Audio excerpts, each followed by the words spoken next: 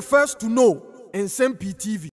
Odi wani chiremu ewo Ghana mrashe bedwamu a in fact enioma ekoso wo mrashe bedwamu enyasem ketwa between the minority NDC caucus and the majority MPP caucus. The struggle continues unabated for who occupies the majority seat in parliament. Now, parliament marshals no omwa ye juma papa. They've caught NDC MPs red-handed.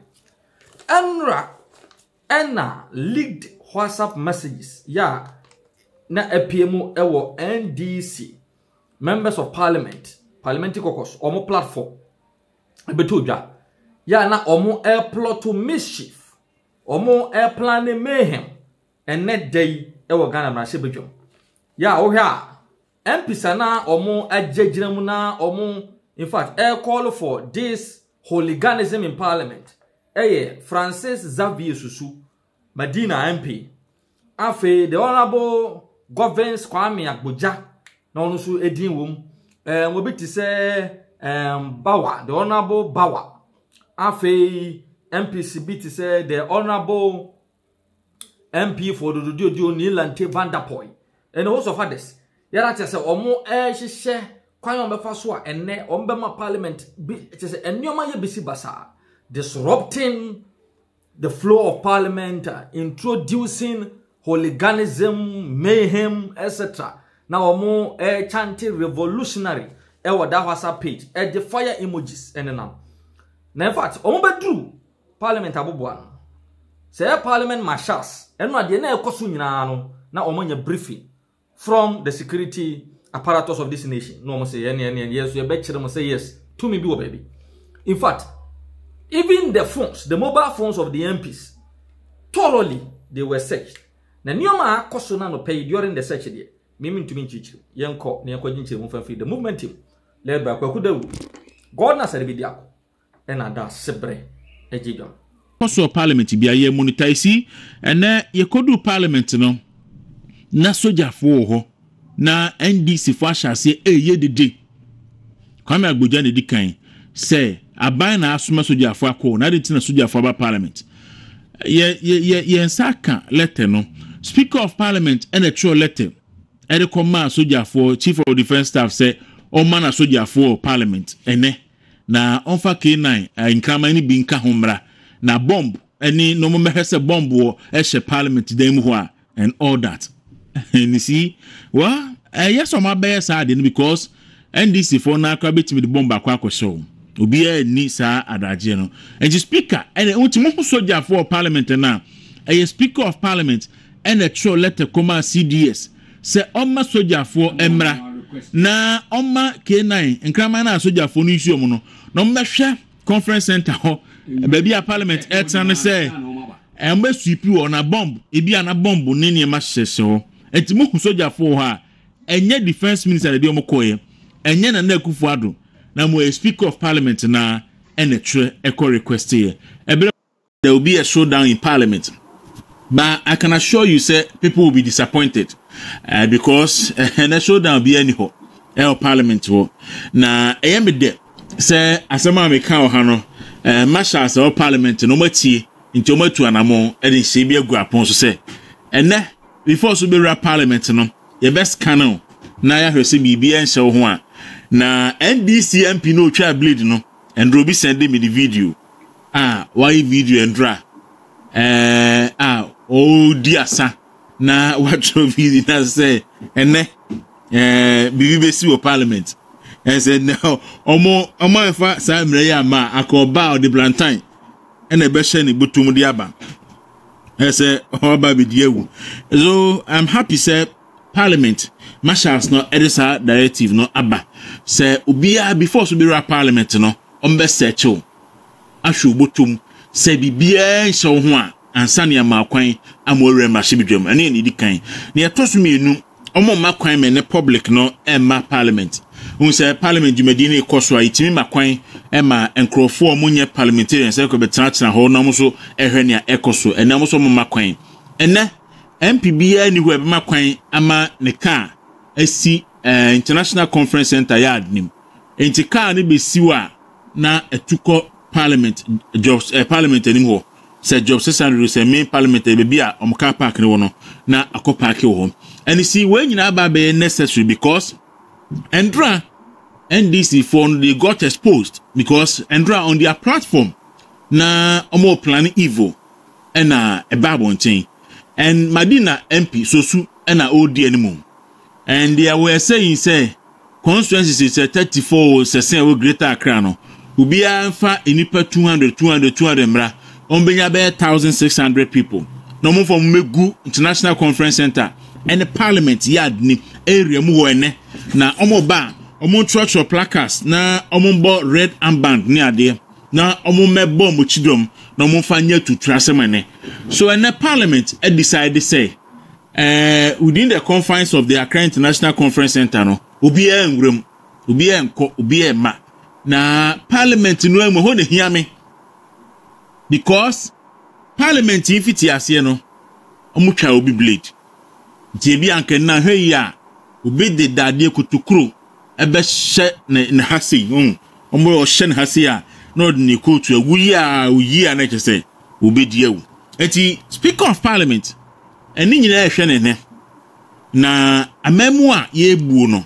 ene Ghana man na ye wo no Ghana enye parliamentary state aye beka say aha no parliament ena ewo absolute power a okasa obi enkabi Ghana ntesa Ghana eye a constitutional state we are governed by the 1992 constitution until say ye be amend and ye better constitution for no sa constitution ye di adwuma and the constitution is the supreme law of the country and to be a shesa emrana se and sa emrano ye de emrano so ato enkrofo bi kukum say ti ye can say the law is in the bosom of the judge nti emrano edda a judge for no omo de na nya judge for keke na mum judge court kubata en Ghana ha say friend supreme court no omo na the custodian of the law omo na hwe emrano so na omo na ekire emranim enti ese kwantintin bia wie okrutia enti emra bia wo Ghana ha bia no se ekire so eyire so epan so a ekoko wie wo judge for no aboboano enti kan ye mpese ebe kan sa na yesi epese e kan yi a se the constitution ebu omen na constitution obi na heso a then the omen say nipa no kan na he omen so because on the timi kire said your mind no emra eka na omo kasa omo nkasa keke omo de emra the spirit and the letter of the constitution na omo de common sense ade aka ho na omo de bibia to apon so na omo de aye adwuma so very unfortunate so benya honorable member of parliament Mahama Yarga na wakekan kwasi asem say ye hear knowledgeable people at the Mako Supreme Court na sanka judge for na ho no mo ye knowledgeable a very sad meanwhile yes Mahama Yarga no so ye constitutional lawyer yes so better certain decisions some appointments be baba and was say council of state for tulufo what the most council of state the person me no mo si ahwem asana ko process bim na wo babbe ho na to abama babbe ngana ni be na to abama babbe parliamentarians agana fo to abama wo mo na mo ekọ parliament na mo to aba na MPP ni bia wa bodam ekọ to na abama wo and it is a fact MPP ni sa wo mo odam sa wo mo odam ni pa bonini a wa ko contest am on the ticket of MPP a campaign say MPP ni gana ni bia ento na abama wo na akọ parliament ni ko to abama NDC ni a eya dam wa bo number 1 on susu so ba be bia drum de eso so po de nya hwe ya mincha de huebe busumi mienu sa de mawe nyina eto betwa Daro la na woka say akwa bi de blade twa obi akwa bi na ko twa na okoye na okoto aduane ne nam 300,000 kane odidi wie na wo mo beji ska na o say amuni mu na na say ye nyu de ale adwuma no ka ho o say me didi am ntua wo na twa ura ne se momo no eno ma boys no bro no na okon baby be 2 weeks no asaba oba ya be didi be 700,000 70 cedis. 70 cedis. Second will be 30. And I'm going to say, Morefi.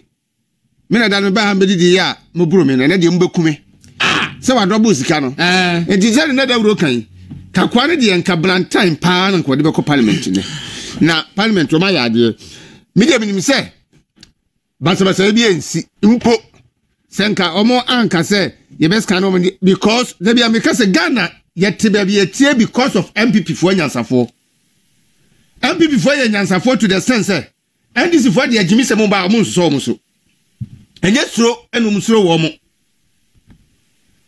Ghana yen coin if you say MPP for do so sen NDC for enti anyansafo wo Ghana ha no e do so sen agimi for wo Ghana ha enti sem agimi for no start anyansafo ntimi transit hu say ye manie ense se ye kodi agimi for ni nkwasiafo ni mamboyefo bi achi na ye say ye man enti na MPP for na ye din enti anasa wo ye MPP ni na se omko parliament na NDC for di omonkwasa asem na MPP for a ma entra ba bi nkase ene wa ba mu na MPP for NDC for na edit mayen ene o majo mana na se o majo mana boso hwebe 46 days ni akoto aba hwebe 48 days ni ehunu se Dr. Baumia aye president elect na bibia atu otwa enti se ukuta japade bia ese obo ho ban a enkodi se kwase bia chi nkosi hwere wa japade NDC for woman I say me woman leaked platform ma yina aban mi kinkai menya bi ba mi nya da yin kai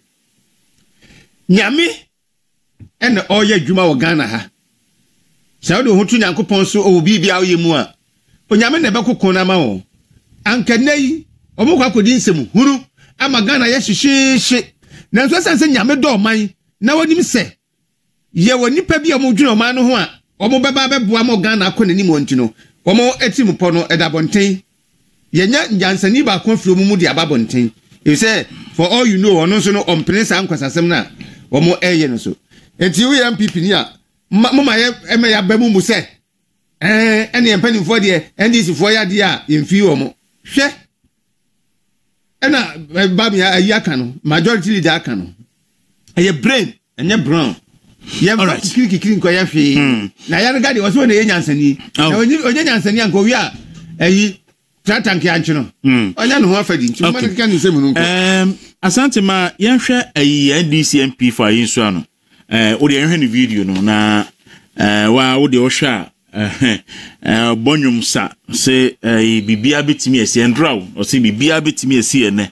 Yese omo hyedan mu plan plot bopo se omoba be ye atuturasem wo oman no emu edisi nti onso ayinso anu MP the TikTok na wo hon nti we na ese motorbike is in dem si motorbike in dem e chew who is show na se be crutch ni motorbike and the see dem say ya kwaku yifre so I feel scandalized in this watching this member of parliament for Israel NDCMP also getting ready for parliament tomorrow expect anything on the tram it's alleged on the tram Mustafa Blade kwaku na me say one motorbike na da one motorbike na da entino e kire edipasu a what I say e ni pesu a wo ye MP motorbike sin dem one motorbike na da e kire ni pesu a wo ye what I say enti kwaku yifre so me no ka say Manyane say MPP for be so parliament. Oh yeah. Yeah, I'm told says leader crat nasi. I don't pray. So and I'm no do the video no. I will do and so we are bit me aba. Yeah, say bit me nya penfo bi no mo edi enkomo. We do hold that. Ba ni nyina no kwaku se ne entokwa bi koso a ni nyina agupa ejiraba benso 2 minutes. That's all. Oh yeah. The asante me share majority leader video na God in kan asem no share quickly na yewi a na ya share chi mahama ya Ghana media yi a chune fie kwa homa so na ye ne penefo din komo so majority leader ye share the video no. So the bailiff of the Supreme Court has just informed me that the process of the court, that is the ruling of the court, has been successfully served on Parliament through the Director of Legal, Mr. Nanatiria Och. So we thank God that Parliament at long last has subjected itself to court processes and has taken service So we look forward to Parliament respecting the orders and the directions of the Supreme Court. So that is the good news this afternoon, that the bailiff has just served Parliament. And leader, what does it mean for tomorrow especially? Oh, well, it's not for me. But what is important is that Parliament has received service. And there's no other question again, no controversy. The court ruled that its orders be served on Parliament. And upon being served, Parliament should file its defense within 7 days. Parliament so far has demonstrated that it's law-abiding. From its conduct this afternoon, compared to last week when the same director of legal was not ready to receive service. Now he has willingly received service. They didn't have to throw it at him. They didn't even have to put it on his table. He has received it, signed for it, and that is the beauty of democracy. So I think something positive is working somewhere. Let's see how it goes. Like I said, MPP will use brain work, no brow. We're not going to organize people to flood the precincts of Parliament, to make noise with placards. We don't need it. We respect the law. Let the law work so that there can be peace in Ghana. That is all we want. All right, so when your majority leader Afenyo Markins and Yeteneka, so quickly, we may Mahama Ayarega. Mahama Ayarega. I said, Mahama Ayarega video now. I come so that people know that's country. You are the lawmakers. You should be setting the right example, is what people have said. That is why you should have knowledgeable people in the Supreme Court. You should have people who know their law. Do you know why? The Supreme Court is not made up of knowledgeable people. If they were knowledgeable, they would have known that the U.S. Supreme Court, in the case of Baker and Carr in 1968, said that there are certain matters that are, by their nature, political matters within the domain of the legislature and the executive. Those matters, the Supreme Court should run away from them. They should not get entangled in those matters. Because when they get entangled in those matters, there will be this type of clash. Even where the legislature... Go on. And that's it. Mr. Mahama Ayarega. Ebi Trantro say US US as a state, US kesi na Supreme Court judges and Knope. But at the end of the day, the calculation now US over 300 or so Supreme Court judges. The Supreme Court. It's not Mahama Ayarega be Trantro say Adentina Ghana what judge for Supreme Court judges 20 na US cry Supreme Court judge for and Knope. And then but the same Mahama Ayarega. What's it? Me can now in today's context. But there be back or back will be classic and true or can answer no baby. And you were here. Come here. Oh, come we part this one year. Debbie was see a brag gay activist, gay promoter, gay practitioner, Andrew Solomon. John Mahama, equal launching the book, my first coup d'etat with US. And now my special invitation to Andrew Solomon say, Omna Mekasa non donatis kamano, program nasi. Andrew Solomon by, my John Hamescabe, or we are Vie, and Mamko da, Andrew Solomon Paso, yeah, pictures, our Holloman. Ghana for can want some, and Mahama Yaga spokesperson to Mahama. Was it Debbie, and yellow crap? Now, Omo Holloman out of the blue, and then Andrew Solomon popped up, and Andrew Solomon just virtually like a gate crasher. He invited and will buy. Urefi, Omekai, we are no, and Andrew Solomon Fred John Hammer catchy. One can't just have a small boy now, dear Mayawono. And let John Muhammad Dimrika as vice president. Now what's Yatiano or apologize here, and no catch him Muhammad Ayaga said. Coton Yang never copacho or copacho ye. Andrew Solomon told a year. Page, I think New York Times. Yes. A publisher trust I said the Ayarga ye or a true for and my Mahama theatre mobe panicho. It's Ayarga dear, Kogu, which is the dear in the year. Or a true for it's Mahama Ayarga. What's Abbott now say when Yansa for say Ghana Yansa for a war Supreme Court. And I let Nick say, open so Supreme Court and judge for Tomo Yansa for or say when Yansa for Supreme Court. Samu ye agifo to omu ye nyansafo a anka obehu say US. Now US ni a sovereign state on its own, a federal state. Ghana ye federal state. Ghana so a state on its own. Ena ye bu ye man no so bu o man. So what's the relation? No, do you know the folly of his argument? Ebra 2020 ye to abawie ye no. Ya John Mahama wo wonu se wa wie. What they call one for court. But political issue. And you are here saying, they said they should run away from political issues. You said the buffoonery you are playing over there. And I walk as well working. Such a bunkum argument. Constitution, no. Article no swa.